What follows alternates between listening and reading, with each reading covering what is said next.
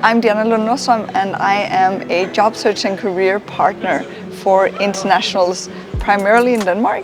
So basically, I help spouses of international people who've moved to Denmark, and often the spouses are looking for jobs because they're moved here because their partner or their spouse got a job in Denmark, but they didn't. So when they move here, they are kind of being, well, okay, so what do I do now? So that's where I come in by helping people figure out what's the Danish job market like in Denmark, the Danish job market in Denmark, what's the job market like in Denmark, and figuring out how do you do things, because it's often a bit different than it is in a lot of other countries. So that's basically what I do. Yeah. How long have you been working as a career consultant here in Denmark? I've been in the field of recruitment and career consultant for about 7.5 years.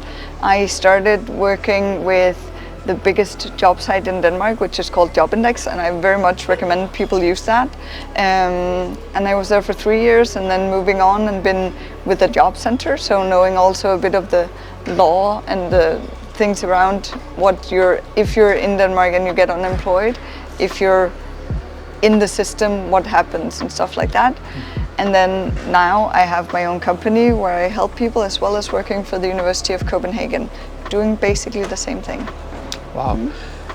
I think, so this podcast or recording is basically to identify the common pitfalls that spouses experience, especially from non-European countries. Yeah. And even though the Danish job market is so, in demand, there's a lot of workforce required in terms of technology or healthcare or a lot of management jobs. On the other side, there are expats with equivalent education opportunities as well. What is the reason behind the scarcity in the job market, even though there's a lot of spouses with potential engineering or science degrees or masters in something? So in the Danish job market, when we have this idea of scarcity, and there's like all of the time in the media you hear there's not enough workers, and then you have a lot of internationals and spouses who are like, well, I have that degree, I can do that. The biggest issue we face is often language. Basically that in Denmark, in a lot of companies, Danish is a very, very important thing to know. So if they get an application for someone who knows only English and their native language, and someone who knows both English and Danish and maybe another language as well, they'll take the person who knows Danish, because a lot of the talk in companies are often in Danish. So that's actually one of the biggest barriers to that. There can also be an issue of knowing what the education the person comes with.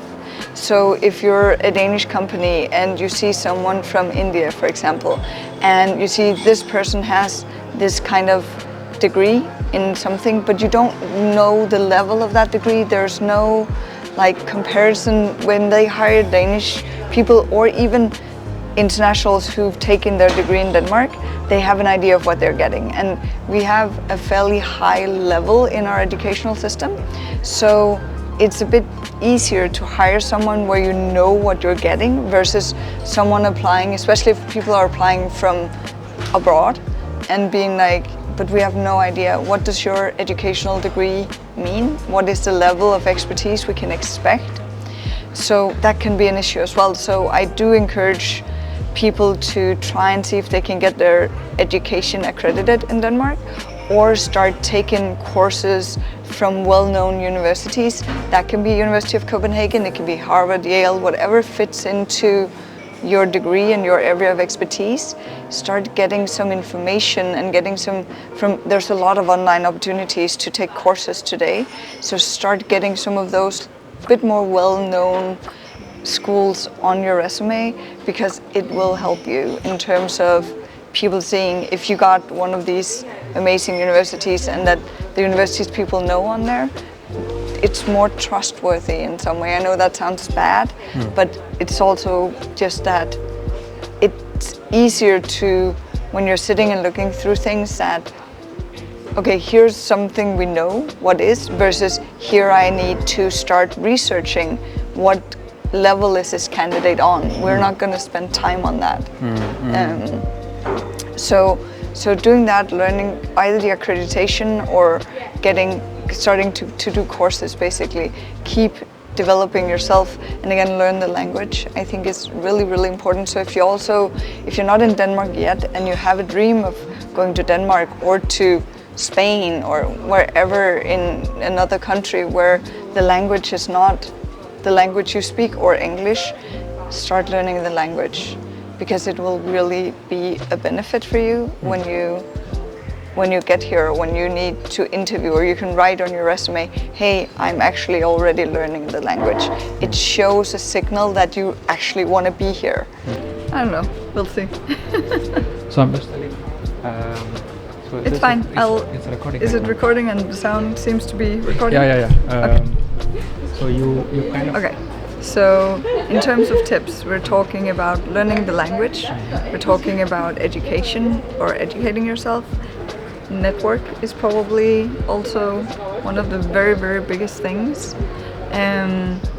Try and be outgoing and get to know people, but also when you apply for jobs, be outgoing, be looking into getting more information so that you can add the most value as possible to the company and into your material.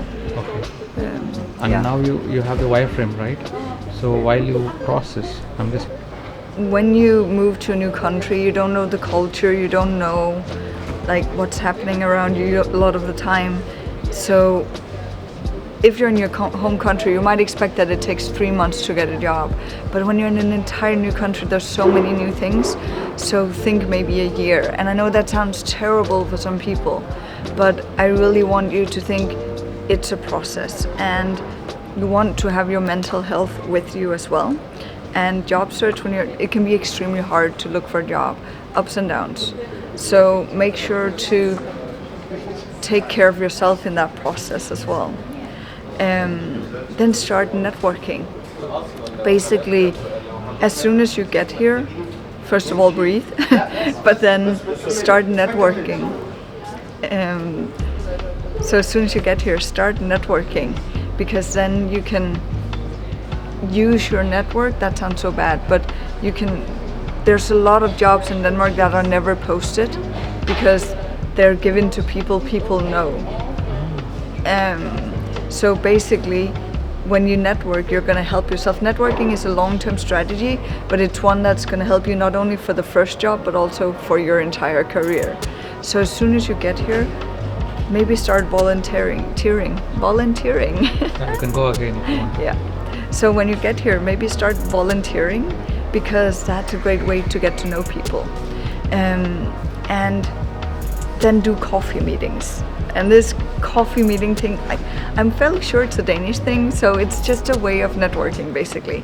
And a coffee meeting is me asking you, hey, I think that I would start with the people I know, or the people I kind of have some kind of relation to. So if you just moved here, then it would be your spouse's co-worker, for example, or if you don't know anyone else, or you get into a community of countrymen, women who are already in Denmark, start with them. Ask them, hey, I can see that you're working for this company or in this industry. I would love to sit down, have a cup of coffee, and ask you questions about this. This is never about asking for a job, ever.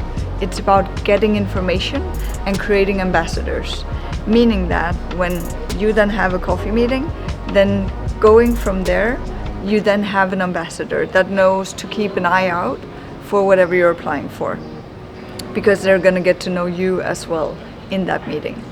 So asking about the industry, asking about the company they work at, asking about Danish culture, asking about their career path.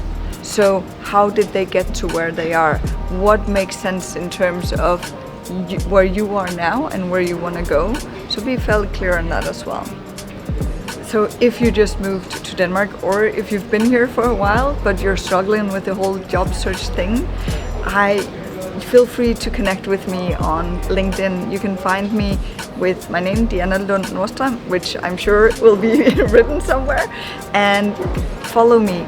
You're also very welcome to connect with me, but remember, if you connect with me and everyone else you connect with on LinkedIn, write a message. Let me know where you've seen me, where you've heard me, because then it's much easier for me to guide you in the right direction. So I very much encourage you to do this. As of recording this in late summer 2023, I'm gonna be starting a job and career network in the fall. So hit me up on LinkedIn and I can tell you more about that if that's something that you want to be a part of.